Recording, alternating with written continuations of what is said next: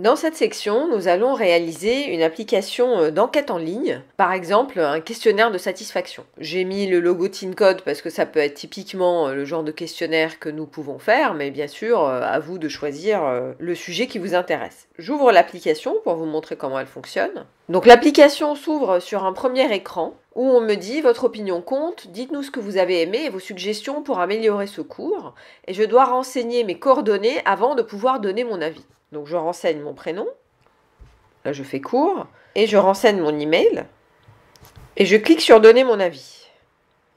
L'application s'ouvre sur un second écran où j'ai 3 questions.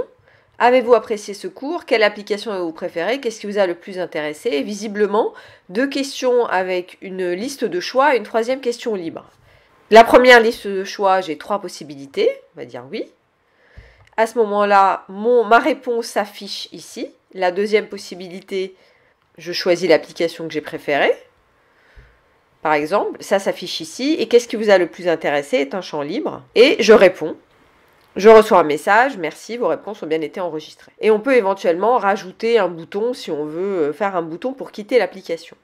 Je peux modifier éventuellement mes réponses. Si je reviens sur le premier écran, par exemple, je retrouve mes coordonnées que j'avais rentrées qui sont encore renseignées. Disons que je veux modifier mon nom, par exemple.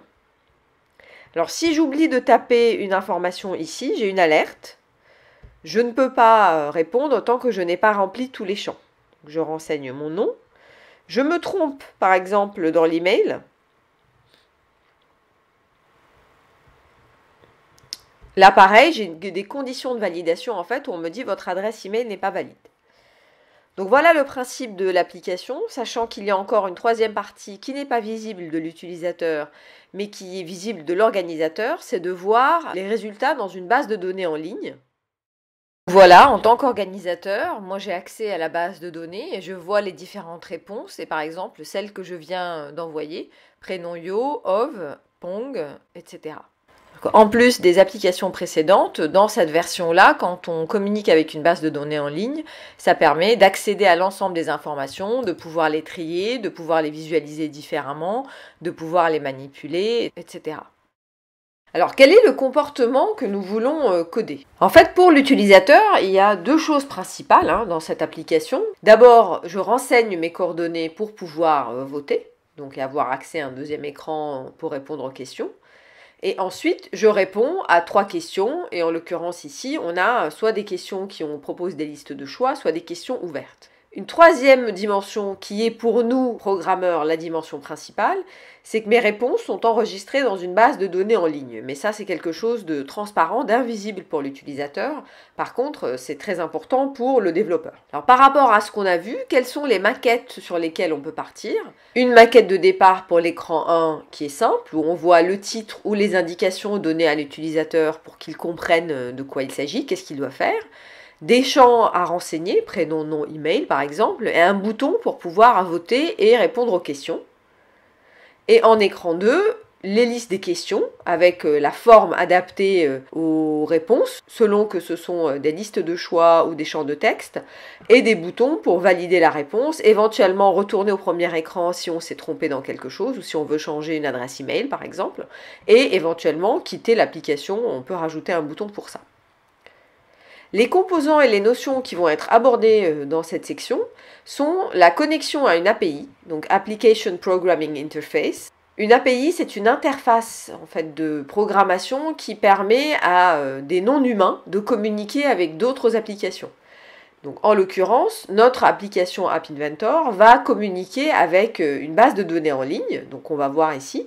On va choisir de travailler avec les Fusion Tables de Google, qui propose un système de base de données en ligne gratuite, accessible à tous quand on a une adresse Gmail. Mais pour que notre application puisse communiquer avec cette base de données, elle va communiquer à travers l'interface de programmation de Google Fusion Tables.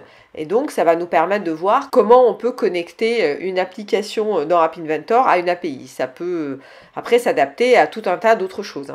On va voir également comment échanger des données entre écrans dans les 2 sens, donc de l'écran d'ouverture vers le second écran et l'inverse. Sous une dimension plus ergonomique, on va rajouter des conditions de validation des données de l'utilisateur. pour être sûr d'avoir des données de qualité, puisque si nous faisons de la récolte de données, on veut être sûr de ne pas avoir des adresses email qui ne sont pas valides, quelqu'un qui n'a pas renseigné son nom, etc.